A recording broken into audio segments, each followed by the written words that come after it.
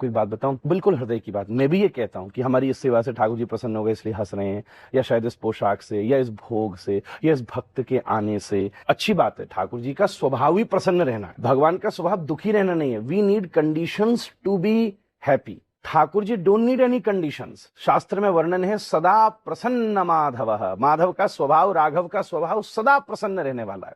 तो भगवान की दंतावली दिखे या न दिखे, ठाकुर जी सदा प्रसन्न है। परंतु दंतावली दिखने का मतलब यह है कि ठाकुर जी हास्य मुद्रा में प्रसन्न, हास अरुण लोचनोल्लसन, भागवत जी में एक श्लोक आया, एक होता है प्रसन्न मुद्रा, एक हास मुद्रा, एक अरुण इतना हंसे अट्टहास माया हा हा हा हा हा करके, जिसमें आंखें भी और मुख भी लाल पड़ जाए।